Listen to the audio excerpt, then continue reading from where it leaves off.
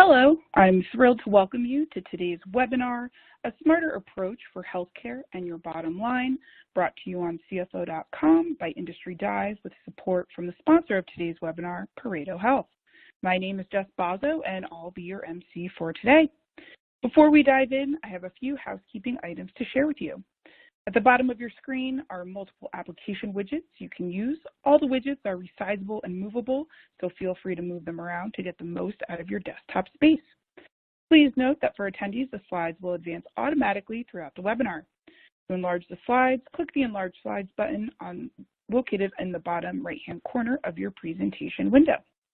For those attendees who are interested in seeking CPE credit for today, you must answer all 3 polling questions that we'll have and remain on the line for the duration of today's webinar. Credits are awarded within 24 hours. Afterwards, if you are eligible to receive credit, you'll be able to click on an icon to download the certificate located in the certification section. If you have any questions on credits, you can email webcast_feedback@cfo.com. We encourage you to submit questions at any time throughout the webinar using the Q&A widget. We'll try to answer these during the webinar, but if a fuller answer is needed or we run out of time, we'll be sure to follow up after today's webinar. Please know that we do capture all questions. Finally, following the webinar, you'll be able to access the on-demand recording of the webinar using the same link from today's live event. Well, now it's my pleasure to introduce you to today's featured speakers. On the line today, you'll hear from Carl Francine, CFO of United Infrastructure Group. As CFO, Carl oversees accounting and finance, contract administration, health and safety, IT, legal, and HR. He has more than 15 years experience in public and private accounting and has served as a member of various associations, including the AICPA.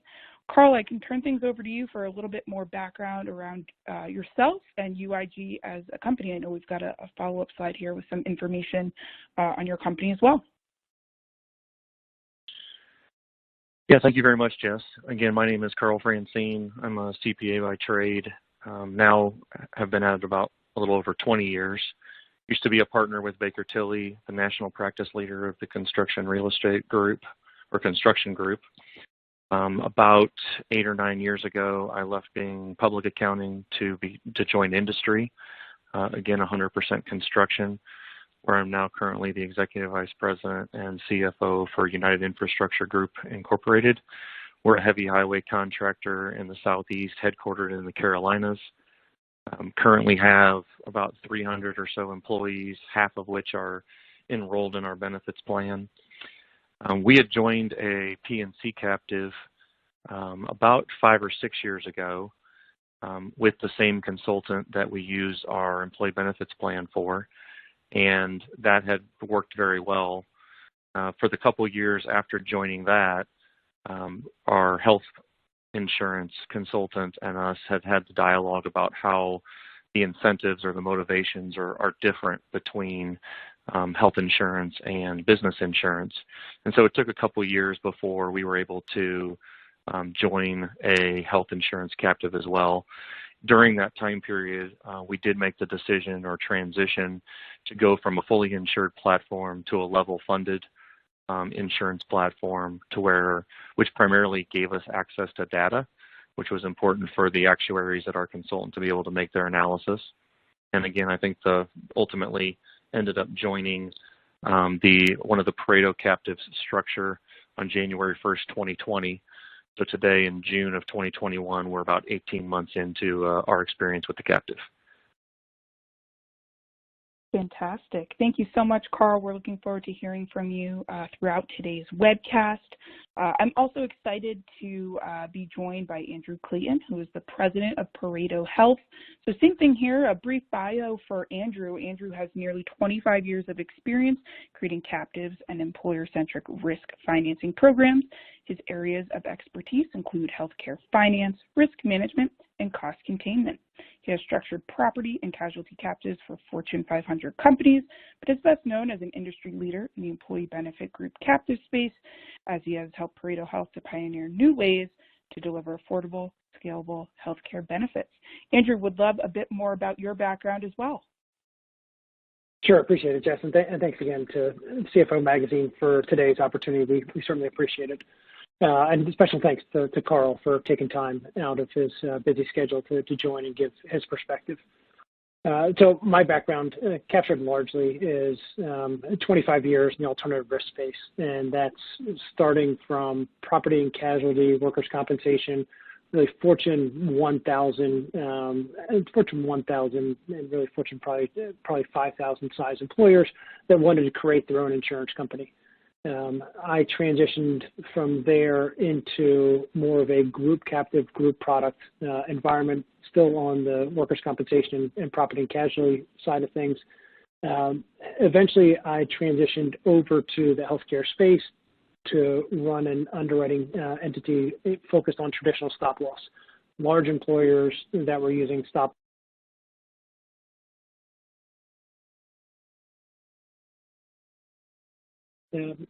loss, traditional stop loss really is a property and casualty coverage by definition, by policy form. But it allowed me to apply the risk management initiatives and lessons learned from the property and casualty space, workers' compensation, where historically they had been much more measurable and much more impactful as you look at the number of risk managers and loss control and safety measures that you have on the property and casualty side. To start to apply that to the benefit space. So same practices, same principles, but we needed data, to Carl's point about the level funded initiative that they took on. In 2007, my partner, Andrew Cavanaugh, and I joined forces for a large Fortune 400 insurance company to create their employee benefit group captive division, which was bringing group buying purchasing power to the healthcare side of things. And in 2011, we left to form Pareto, which is an independent entity, does not answer to an insurance entity, does not answer to a larger being, it answers only to our clients and to our members, and members ultimately being employers. So that's a little bit of the background. We've been in business 2011, and I'll jump into some additional detail here momentarily. Excellent. Well, thank you both so much. I think this is very helpful context as we tee up and get ready to dive into the content for today. But before we do so, we're going to pause here briefly for our first polling question. This will help us get a baseline for the content we're going to cover today. So you'll see the first poll on your screen here. This one says, my organization views healthcare as a controllable line item.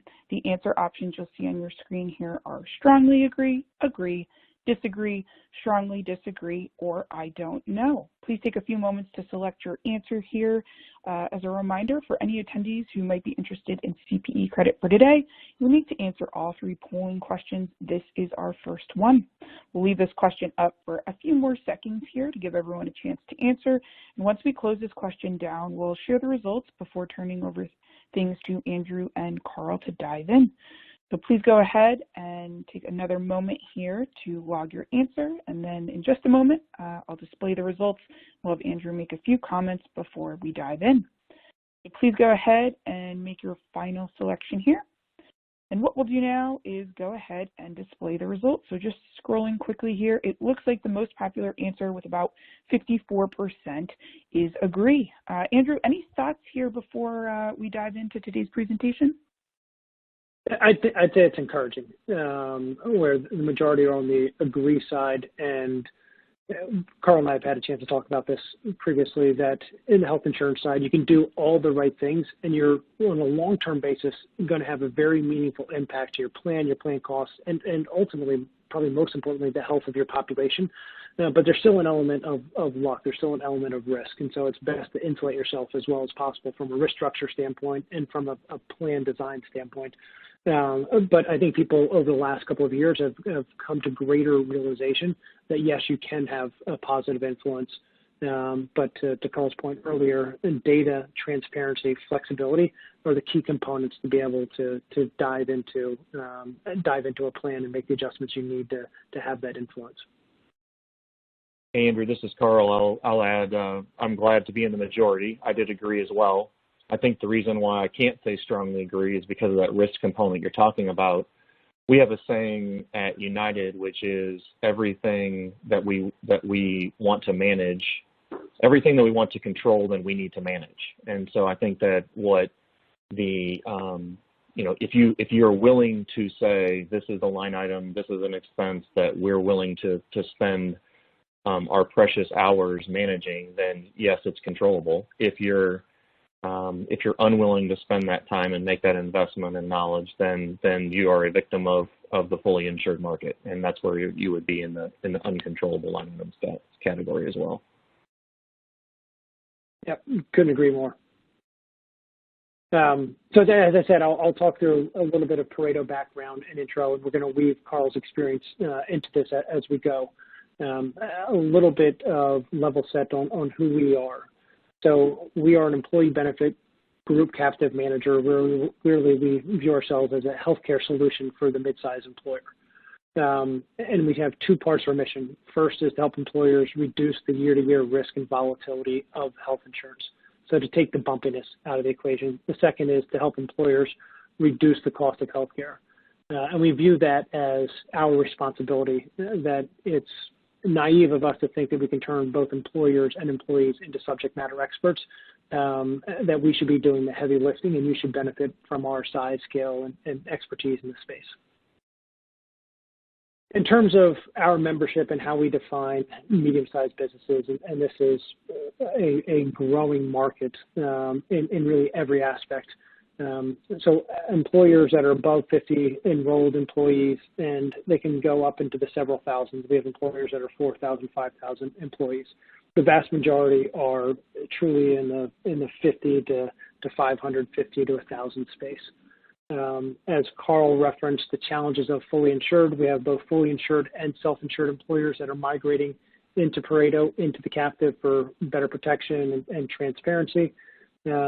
Across all areas of the country, Carl will talk a little about how their plan is set up, but they have people in pockets of the country while they're predominantly in the Southeast, different markets, different areas, and there's always going to be a network solution, if you will, the PPO card, and what's my network that sits in my wallet.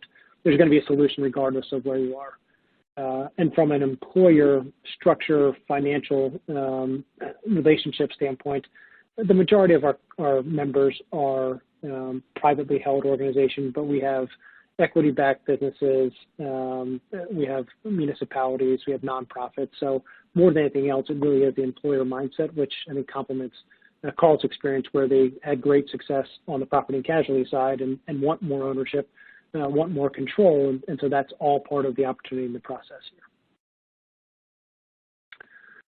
In terms of size of Pareto, the captive, the universe, the key takeaways here are that we have over 1,400 members, and that's the terminology we use for an employer that is a member of the captive. Our captives are owned by the employer, so that's the terminology. It doesn't mean someone who's a plan participant.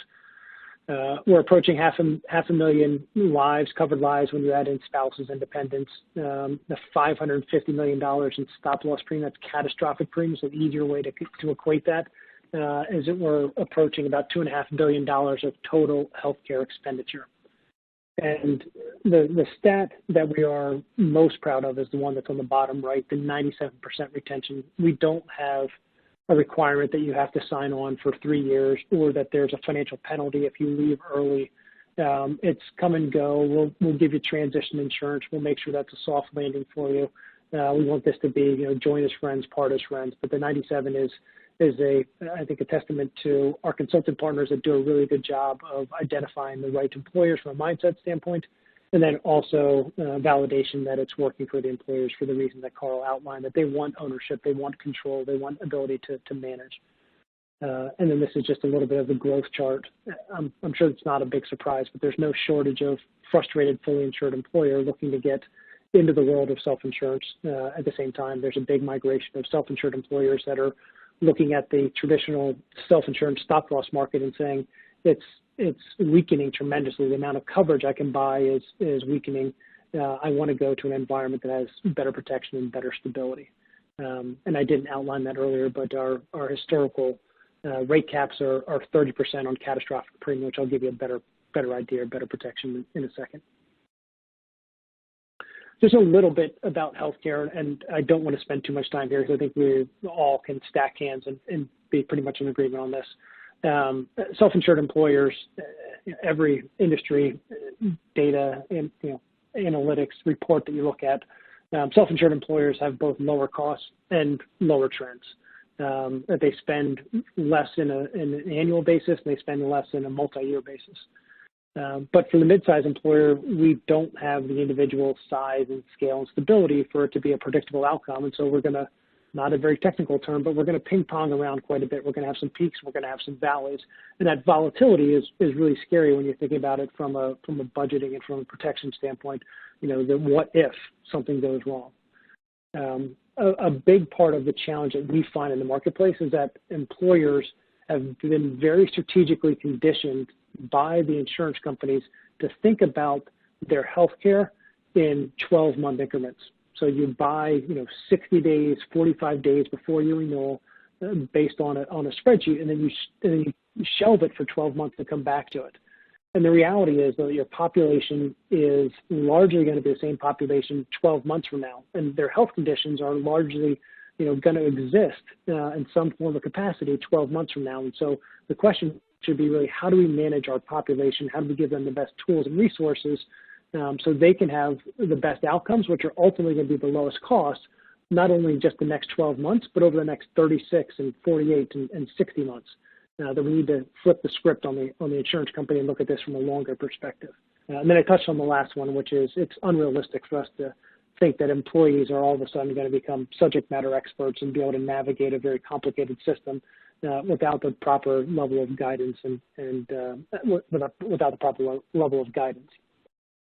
So I mentioned fully insured, no frustration of fully insured employer. It's really important as we think about the way that fully insured math works is that it's much closer to a short-term loan than it is an actual purchase of insurance, where the definition of insurance is paying a small known loss, which is a premium, to avoid a large catastrophic claim. And in fully insured, you're paying a really high premium for what ultimately is likely going to be a claims expense that's lower than what you're paying in. And so there's a tremendous amount of inefficiency. But if you do have the bad year, what ends up happening is that they take those claims and they defer payment on them until the next year and raise your renewal considerably. So a bad year is followed by a 30 or 35% increase. And if you have a good year, then you've just made money for the insurance company so they can offset losses of somebody else and still be able to hit budget and everything else.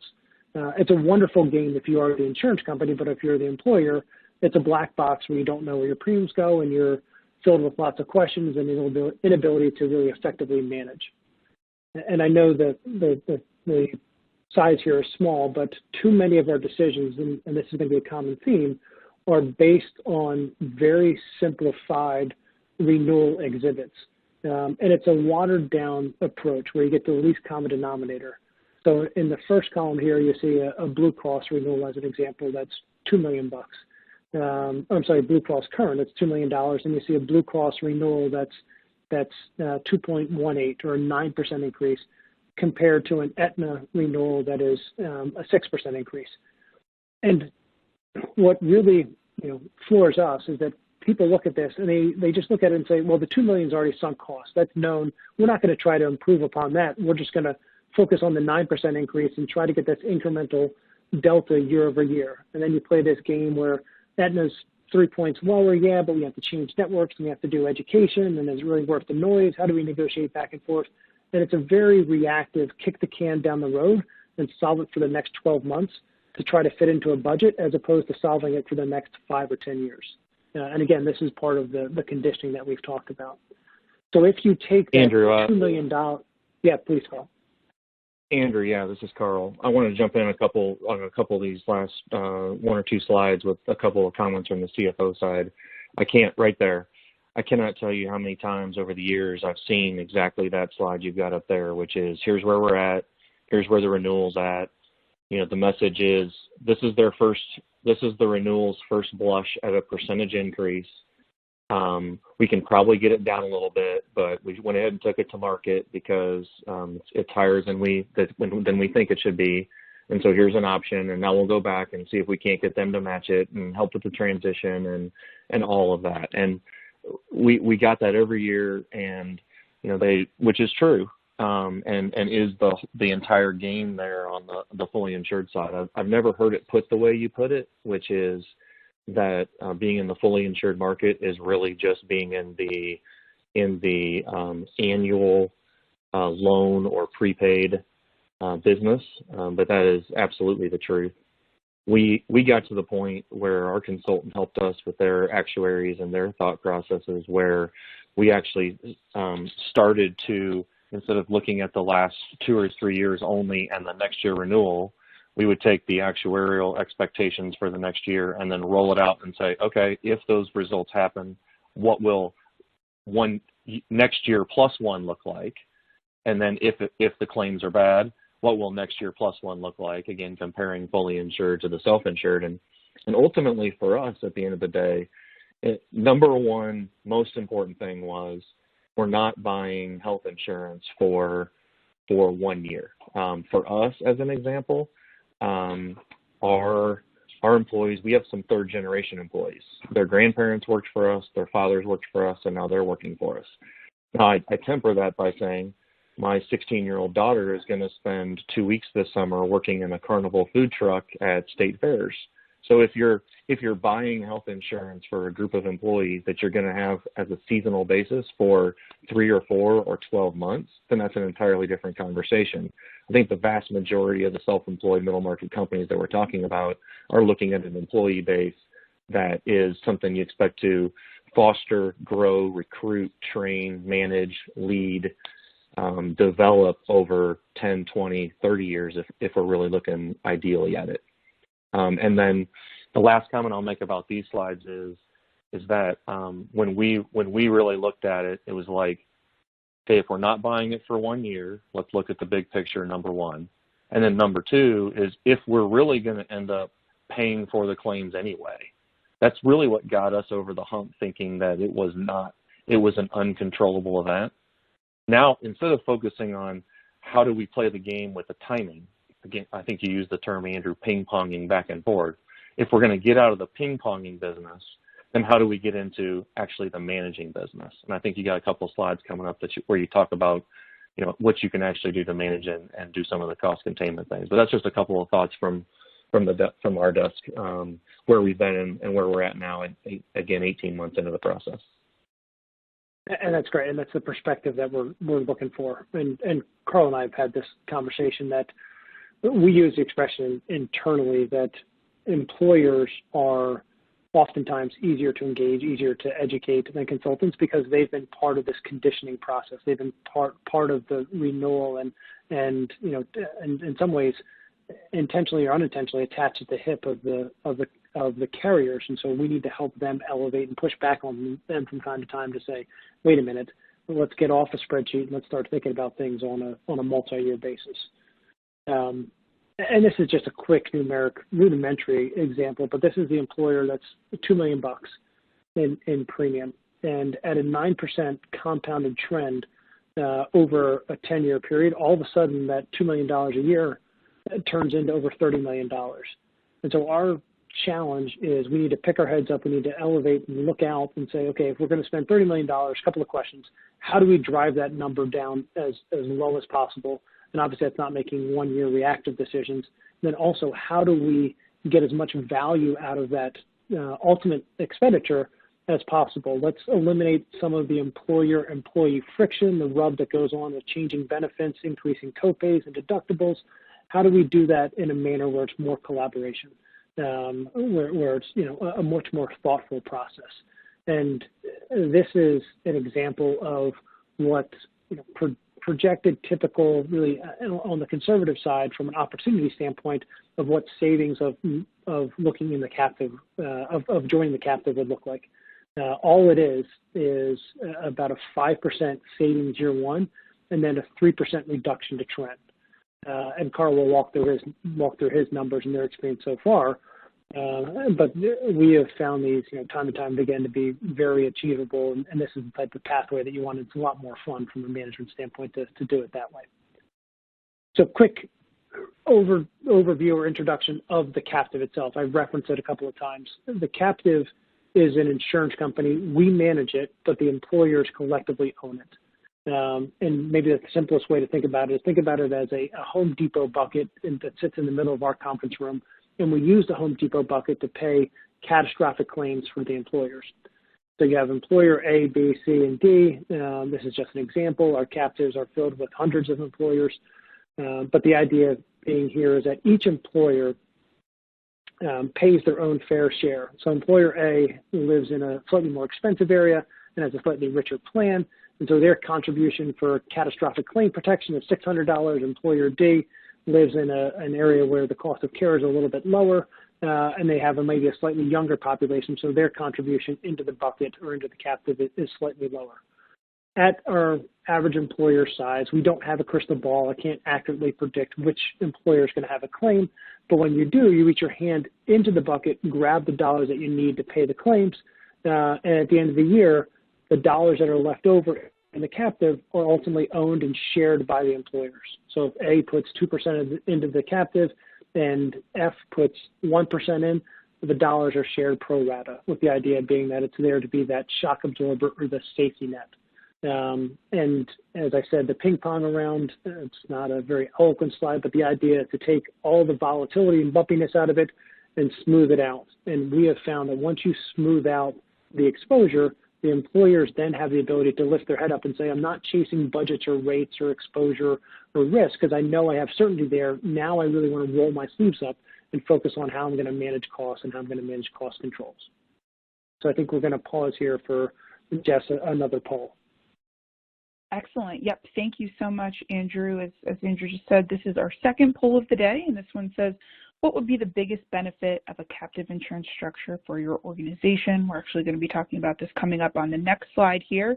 So we'd love for you to cast your vote and share your thoughts with us. The answer options for this one are benefits of your choice, flexible plan design, flexibility on TPA and PPO network, or other. Just like our first poll, we'll go ahead and give you a few moments to select your answer here. This is our second of 3 polling questions that we'll have today. Just like last time, once we close this question down, we'll share the results before continuing on. This is also a friendly reminder to submit your topical questions for both Carl and Andrew, and we'll address as many as we can towards the end of today's session. All right, we'll give you a few more seconds here to go ahead and share your vote. And then just like last time, we'll display the results and have Andrew and Carl make a few comments before continuing on. We'll give everyone just one more second here. And what we'll do now is go ahead and share the results. Looks like the most popular answer with almost 60% is flexible plan design. Andrew, I know we're going to be talking about this coming up on the next slide here, but any initial thoughts? I think it also, flexible plan design can cover the other two as well, but employers and plan participants are looking for how do I get the right level of education, engagement, and in some ways steerage to help people achieve the best outcomes. And steerage might be that it is towards an imaging center where we can pay 20% of what the big branded entity in town could be, but it also could be for hips and knees. We want to go to the best because we know we're going to have fewest complications and the ability to have better rates, contracted rates, and better outcomes. We'll pay a little bit more from a premium standpoint as long as the productivity of the results are there. So it's consistent with what we're seeing across our membership. And as we're speaking about flexibility, it fits in perfectly because as you would join the captive, as you move into self-insurance, you have flexibility to choose your own platform. And from the employee perspective, that means what does my ID card look like? What does my network look like? What do my plan designs and benefits look like? Right, it's part of that employer-employee relationship. And the short version is it can be anything, almost anything you want. A network. We are a member of the captive. We have Aetna. We have Aetna, Cigna, United, we have Blue Cross, and all of that has a ton of flexibility. And from an operational standpoint, your employees will only know that you are self-insured or member of the captive because you've chosen to tell them, because you chose to tell them. They won't have any idea from an operational standpoint. And just to put a little bit of numeric, what does this look like if I'm comparing it to a fully insured premium standpoint? I don't want to spend too much time, but I'll give you the big picture highlight or big picture overview. If you go towards the second from the bottom row, there's $1 million in fully insured renewal premium. So this particular employer has the option of renewing with Blue Cross for $1 million or joining the captive. Their best case scenario in the captive is never going to happen. It's the minimum, which is on the far left for all the different components, and this is all-in expenditure, consultant, risk, protection, everything else. It's about a 30% outcome. And I will tell you there is 0.0 chance, probably even lower than that ends up happening. We're just trying to highlight that it's very efficient and you only pay for your claims and for the captive claims after you pay for expenses. Most employers end up somewhere between the great and the typical outcome. We try to steer your eyes towards typical to not overpromise or think of this just as a one-year solution. We want employers thinking about this over a long haul. And the worst case scenario where we spend a lot of time is about a 15% downside. So if you, as an individual employer, went completely sideways and the captive went sideways, your exposure is about 15% worse than it would be if you're fully insured. I'll give you a couple of qualifying comments on that. That has happened exactly 3 times in over 4,000 renewals. And those were startup programs with a really small population. It hasn't happened in over 5 years, so the probability of it happening, like the potential is there, yes, the probability of happening is less than 0.1%. And if it would happen, so if you do hit that maximum, let's just say hypothetically, you have to remember that you individually as an employer have had an absolute horrific year, which means that your fully insured carrier is going to hit you with a renewal that's probably 35, 40%. And so as you're thinking about comparing a 15% downside, you can't compare it to the $1 million because $1 million is your fully insured best case scenario, not your worst case scenario. Your fully insured worst case scenario is actually what happens at renewal, which is 1.4 or 1.35 or 1.45, depending on what your renewal is. And so that's part of the way the industry has set things up, is they want you to compare worst case with best case. And reality is your best case is somewhere again between great and typical and the $1 million, and your worst case is 1.15 and whatever the renewal is going to be a year from now. So just in terms of increasing our sight line. Carl, I mentioned if you don't mind walking through some of the adjustments and changes you guys made as you joined the captive in terms of network. Yeah, no problem. Again, we were with Cigna before in a level-funded self-insured plan. Cigna did not choose to make their TPA available to us by being in the captive. So we looked at 2 or 3 other options with our consultants and with Pareto and settled on UMR, UHC, in the UHC network. We used the PRXC via Magellan for our RX, and then again, hindsight's the best lens. We were beginning the year at a $2 million level funded renewal, and our 2020 total cost ended up being in the 1.6 million range. So we realized in year one, a 15 to nearly 20% savings over what we would have expected. To the point that Andrew was making on the last slide, what we would have always done on looking at that, Andrew, I don't know if it makes sense to flip back to it.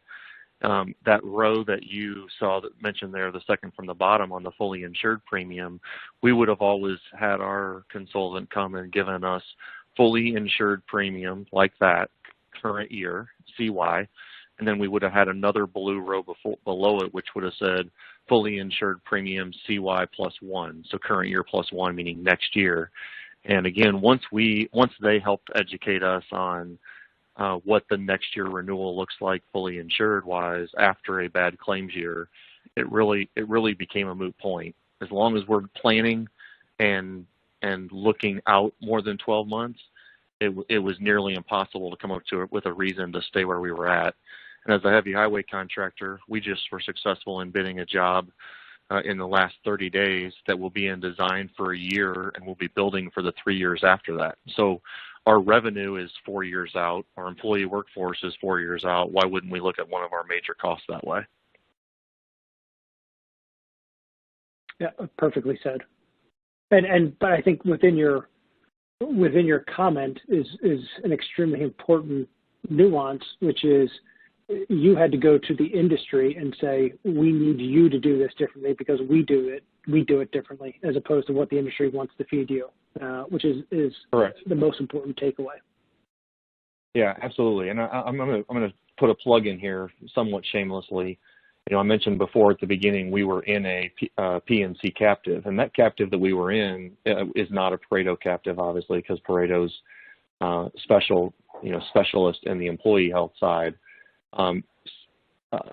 Strangely enough, or coincidentally enough, as we were evaluating going into a health insurance captive, the PNC captive that we were in was rolling out a health insurance captive, and ultimately our consultant and us in our discussions were, these guys truly are specialists and experts in what they do, like you guys are in what you do. So instead of just adding another captive with the same captive manager that you're already with, let's actually look at who does it best. And ultimately we got comfortable that this type of analysis, this type of forward-looking thought process, is so unique and so different that it made sense to be with two captives that are managed by two entirely different captive managers. To that point you're making there, which is, we believe, we were convinced that you guys were going to help us with our consultants get the information that we wanted out of the industry, as opposed to just being limited to what the industry wanted to feed us. I appreciate that. I think we take that as some of our responsibility, that and push our consultants on that, is that we collectively want to do better, and there's an opportunity for all of us to do better, and some of that's pushing back hard in areas where we need to. So I appreciate that. I touched on fully insured so far. We're going to transition a little bit to self-insurance. This will be a very quick part of the discussion. But for those that are self-insured and are experiencing more of the large claim potential adjustments to your policy, whether it's now or whether it's in the future, as we said, some of the risk components here we can't control. One hire might have a huge impact to our ultimate plan expenditure and costs. Large claims are getting larger at a much faster clip, whether it's a hemophiliac or gene therapy. There are more and more multi-million-dollar claims. This is Tokyo Marine HEC, one of the largest stop-loss entities in the space. The line that intersects the bar graph, or the bars in the graph, is the amount of population that they're covering, so they're insured bodies. And then the two bars are the number of million-dollar claims and the amount paid for million-dollar-plus claims over this time period. And you can see that while the population increases, a little bit more than double, about 150% increase over that time period, the increase in number of million-dollar claims and the expenditure for those million-dollar claims are up 5x and 6x. And so, again, the large claim is just exploding. And this is another view of the same intel borrowed from HM, which is a Highmark subsidiary that writes traditional stop loss, and, again, a top 5 player. If you focus towards the right, this is increase from 2016 to 2020 of million-dollar claims is 22%. The expenditure for claims over $1.5 million is 61%, and for claims that are over $2 million are up 80%. People think about this as one incident or one moment in time, but the reality is that 35% of claims that are 35% of claims that are $100,000 are repeat, meaning they happen year one, they also happen year two, and almost 20% of $1 million claims are repeat offenders. And traditional stop loss has said, with all of these large claims becoming larger and becoming more consistent, we are going to offer less coverage. And so at renewal, we have a greater opportunity to what they call laser, which is for your known ongoing claimants, we're going to carve them out of coverage. We're going to laser them out of our policy. And historically, those claims would have been covered for one upcoming policy period, but that's going away. Even if you look at the policy and say there's a claim here that we're going to laser, I'll give you a walkthrough of why it's really important to think not only year one, but year two, year three, year four, and beyond. Again, this is the way that the vast majority of stop-loss analysis is done. There's not a whole lot of analysis going on here. Is that they put two numbers side by side on a spreadsheet and don't get into what what the upcoming year looks like compared to the first renewal, the second renewal, and onward. And so this is Pareto. We have a 30% renewal cap on your stop-loss premium. Again, this is the premium paid just for catastrophic claims. And the traditional marketplace has $400,000 and a 55% rate cap. Most brokers out there will say Pareto's $20,000 more expensive. We recommend that you go with traditional market. And if you have a large ongoing claim that is going to impact your renewal, as you come up to your first renewal, all of a sudden the delta in rate cap becomes significant. And so ours increases 30%, and the competition increases 55%. So we were $20,000 in the hole. Now we are $74,000 to the good in year number two. And so overall, it's a $54,000 savings if you had joined the captive. The biggest part of this conversation here is that there are no new lasers as a member of Pareto for your duration of membership. So if you join at a $50,000 deductible, everything is going to be covered at your $50,000 deductible as you move forward as a member of the captive. In the traditional marketplace, your no new laser, if you can find it, is only good for 1 year, and then it can be pulled. So you have two whammies that are going on. You have the 30% delta or the 25% delta in rate cap, and again, this can increase at renewal, so we're giving them the benefit of the doubt and saying it's a 55% increase. So now over a 3-year period, you have $300,000 difference plus potential lasers. So if you have the hemophiliac that's $1.5 million, you have to add that to the $300,000 because the carrier is going to say, we're not covering that plus any other claims that go on. And so this is over a total of a 5-year period, 4 renewal periods, and the delta just on the 25% difference in rate cap is nearly $2 million bucks. Plus you add on top of that, if you're outside of the captive, any potential lasers for whatever the initial claim was or anything else that happened following or preceding that. And again, my biggest complaint about the market is all they want you to do is look at that first year and say $20,000 difference, go with the cheap option.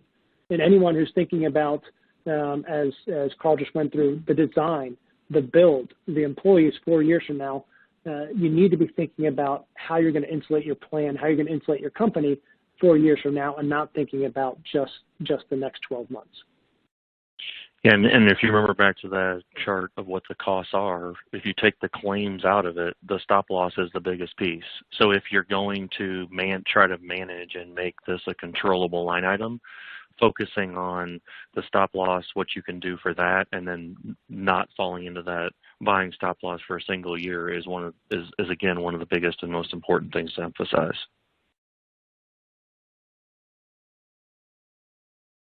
So and thank you, Carl. I mentioned our desire, or our second pillar, our second mission statement, is to help employers reduce the cost of healthcare. And I want to allow time for proper Q&A and allow time for Carl to give a little bit of overview of what they've done. We have been conditioned, again, to think that the PPO network solves everything. And the broader the network, the more providers you have, the better. And the reality is what it creates is a lot of confusion and a lot of uncertainty from employers about where they should go to get care. And oftentimes they go to the most expensive places because they advertise the most, even though the quality of care might not be the best. And so what we have taken the responsibility to say, we will give you guidance and glide path to what is going to be successful for you. So depending on whether you're working with Cigna, United Healthcare, Aetna, multiple regional networks around the country, we have, including Blue Cross, we have solutions for you. So they fall into 3 main categories. First is on the pharmacy side. It's a game of whack-a-mole where you're always trying to stay one step ahead of the legal cartel of how they administer drugs and the wholesaling fees and everything else. The second one is medical, where we provide care coordination and guidance and not asking people to become subject matter experts as they navigate. And then the third is plan optimization, where you help employers identify if they're people that are Medicare eligible, over eligible, that would be more efficient elsewhere as opposed to on your plan. But all of this is structured in a way where the employer doesn't have to go out and do TPA RFPs or do vendor RFPs and become a subject matter expert. We've pre-selected and pre-qualified the vendors, and you effectively say yes to the pre-programmed analysis. You have the ability to take a individualized approach if you want to, but at the same time, we want to eliminate some of that heavy burden. They are proven to be successful from a savings standpoint. They're easy to implement, easy to educate, easy to understand, and that's the primary goal of how we walk through that. And I know that's a very quick reference point, but the idea here is to deliver Fortune 100 risk management and cost containment on the medical side without having to become a subject matter expert or ask your employees to jump through a whole bunch of hoops while they still enjoy the benefits of the protection of the big branded network behind the scenes. So Jess, I don't know if you want to lead into the survey. Yeah, fantastic. Thanks so much, Andrew. We'll just build off of the last slide about a holistic approach and just pull our attendees a final time here. So you'll see the third and final poll on your screen. Our organization is focused on taking a holistic approach to cost containment to better serve employees and our business. I think I know what the most popular answer will be, but we'll give folks a couple quick seconds here to go ahead and select their answer. Again, friendly reminder to our attendees for today, you can submit topical questions for both Carl and Andrew in the Q&A section of the interface. Even if we don't have time for those, we'll be sharing them, the questions with Andrew and Carl post-event. So feel free to chat those in, and we'll get to a few in a couple minutes here. All right, please go ahead and select your final answer here. I'll give you just a few more seconds before we share the results and continue on. All right, we'll pull up the results here. It looks like the most popular answer, which is what I was thinking it would be, about 58% agree, which I think is encouraging. Andrew, any thoughts before I turn it back to you to continue on here? No, I think that's, so I would put strongly agree and agree, and that's, making up 70% of it. The people that disagree, I think there's opportunity for education. There's opportunity for, proof in the data, proof in the pudding. Pharmacy is a simple one where I can take your current pharmacy contract and put you into the Pareto contract, and it'll be about a 25% savings. And all that is not changing the drugs, the formulary. It's just eliminating some of the hidden cost revenue levers. And if you save 25% on pharmacy, that's going to be in the neighborhood of about a 5% savings to your plan overall. So there's ways that we can outline this, but we certainly understand that people are going to fall the majority into that agree and strongly agree category. The last thing I just wanted to touch on is we call these the ParetoHealth playbook. Again, this goes to the idea that you don't need to become subject matter experts. So on an annualized basis, we produce for our members specific opportunities for them to look at your plan and say, from a plan standpoint, from an optimization standpoint, the number of people that you have that are Medicare eligible that are still on your plan is X. And if you go through these initiatives, you can probably decrease that because they're going to be your biggest potential cost from a catastrophic claim standpoint. In addition to that, there are opportunities on the pharmacy side of things. We think we can help you identify and manage these things. So these are, again, specific back to the employer. Our idea here is to help, as Carl outlined before, employer and consultant identify the key opportunities that you can then go execute, as opposed to sending you on a data mining exercise or try to interpret the data individually and become that subject matter experts that I've belabored the point at now. It's to take the heavy lifting off your plate and allow you to do the implementation in a way that makes a ton of sense.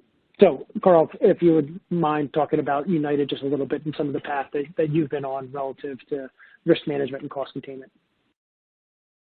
Yeah, not at all. Again, having a transient workforce, most of our employees leave their homes on Monday morning early or Sunday night late even, and go to a job site, a bridge or a highway somewhere out for 3 or 4 nights of the week, and then go home on Thursday night or Friday afternoon. they're all living on the road. They're all living out of fast food restaurants.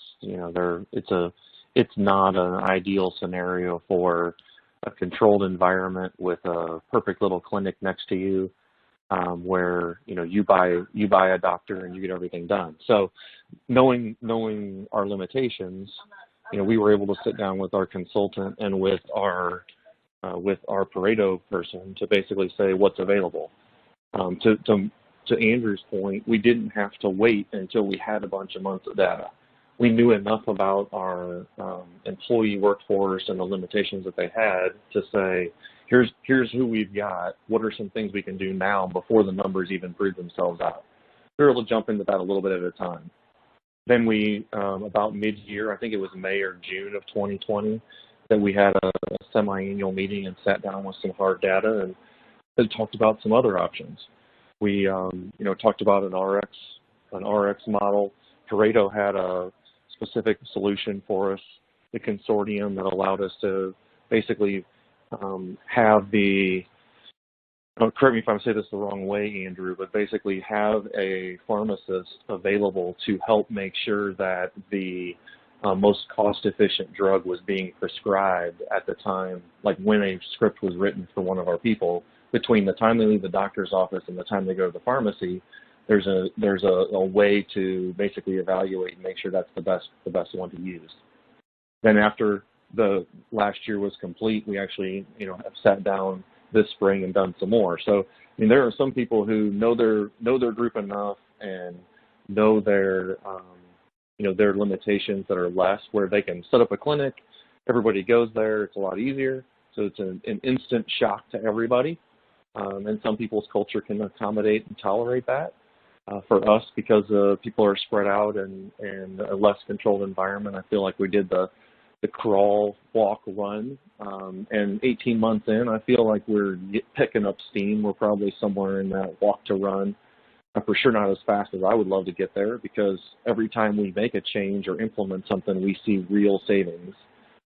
We see real actuarial expectations that our cost will be being managed that much better. So it's just a couple of things we did, and some of our perspectives on culture, and everybody's culture, everybody's workforce, everybody's workplace has some nuances that need to be evaluated. And again, that's where the expertise of somebody else comes. Somebody else like Pareto being part of the picture helps the consultant and the employer, the member, come up with the best solution. And it's great, and it's great perspective too. From a data, we want to push, we want to move further. But I think the most important point is your emphasis on culture and how it has to fit within your culture, both from a communication standpoint and from a pace and effectiveness standpoint. That it's not one size fits all. We have our suite of services, our suite of options, but what works for an office population is going to be different than what works for a field population, and we need to recognize that and make sure we're weaving in the appropriate tools and resources.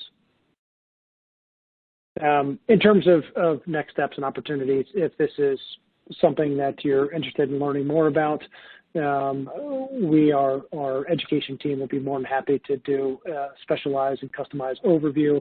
I walked you through in 30 seconds, the $1 million example of what the program structure would look like. We customize those, take your data, and go education on what I think is more application basis, and help identify both mindset and health status to make sure that it would be an opportune time, or if it's a red shirt year, and what the next couple of years would look like from an advice standpoint to get you to the right point of time where self-insuring is the right application, or switching out stop loss if you're self-insured today. So with that, Jess, I want to make sure that we hit on some of the questions that people have asked that we haven't had a chance to address so far. Absolutely. Before we do that, I just want to say a big thank you to you, Andrew, and Carl for a really great session today. We really appreciate you sharing your insights and expertise with us. As Andrew mentioned, we'll take some attendee questions, so please remember to continue to chat those in, and we'll get to as many as we can here. So one of the first questions that came in. And maybe, Carl, we can start with you, and Andrew, would be great to have you share too. What would be your advice to other CFOs who are trying to control their healthcare spend? Where should they start? I think the first start is to basically force the people who are working for you to help manage that, consultant, etc. Basically demand that you get the data and the information the way you want to see it, again, managing the costs in line with your business. Once you get that, then that's really the impetus or the start of all the conversation and all of the information you need to make a good decision. And there's probably scenarios where it's not the right time. I'm convinced that it will always eventually be the best long-term scenario, but again, you can't ever go into any of these decisions without looking at all the data and having all the information. And I would just add to that, having all the data and the information is the way to do that is to be self-insured. And so that's a timing question more than anything else. And whether Pareto is the right fit or not, that's secondary, a very distant secondary. That it's better for the industry, it's better for the employer, it's better for the employees if we have data, then that means moving into self-insurance. The first lever I would focus on when you talk about risk management after you've been self-insured, though, is on the RX side of things, because it's an all gain, no pain scenario. Your employees really won't see an impact as the point of sale in the pharmacy or mail order, but it's low hanging fruit from a savings, and then, as Carl referenced earlier, an intervention and education standpoint, and not only is that cost basis, but it's also health basis to make sure that there aren't any complications or anything that shouldn't be interacting with another prescription or drug they might be on. Excellent. Thank you both. And just keeping an eye on the time here, I think this next question will be our last. And again, we'll be sure to follow up with anyone who might have additional questions. So this question, again, I think could be posed to both of you. And maybe we'll start with you again, Carl. But this attendee writes, who are you seeing CFOs partner with internally on some of these initiatives? Is it the CHRO? Is it risk management? Are there others? So maybe, Carl, you could talk a bit about who you partnered with internally. Yeah, so internally in our organization, our risk manager is the one who leads the conversation with our consultant. We know what we don't know. We know how to build bridges. We know how to build roads. We know we don't know all the ins and outs and intricacies of what's available to us, carriers, market, et cetera. So we've always demanded having a best-in-class consultant who works with our internal risk manager. Our internal risk manager works under the office of the CFO, myself, so him and I work closely together. But then we do include in at least one of our quarterly or annual meetings, we even have everybody from the HR generalist to the HR manager and even the payroll clerk who sits in. Everybody basically that has the opportunity to touch and get feedback from an employee is part of the process ultimately. But for us, it starts with our risk manager. Yeah, so ours, ours always includes finance. And one of the exercises that we found is really important is to ask your HR lead, your finance lead, and then your executive, whether it's ownership or president, CEO, what their 3-year goals are for the benefits plan. And you're going to get ask them individually, and you're going to get 3 different answers. Finance and executive are going to be probably more aligned than HR. And so that's where we start the conversation about what are our objectives and how do we get out of the reaction area and start thinking 3-5 years out. Excellent. Thank you both for taking some time to answer some of our questions here. Again, I've seen a few more trickle in, so feel free to either post those now or in the post-event survey, and we'll share them with the ParetoHealth team so they can follow up post-event. We're at the top of the hour here, so I want to say a big thank you again to Carl and Andrew for a really great session today. We'd also like to thank our attendees for joining us today for a smarter approach for healthcare and your bottom line, brought to you on CFO.com by Industry Dive with support from ParetoHealth. Today's webinar will be available on demand if you want to review any of the content that was discussed today. And finally, we invite you to complete our online feedback survey that will appear in a separate browser window after we close out. As always, we appreciate your feedback. Once again, thanks for joining us today. We hope that you all enjoy the rest of your day.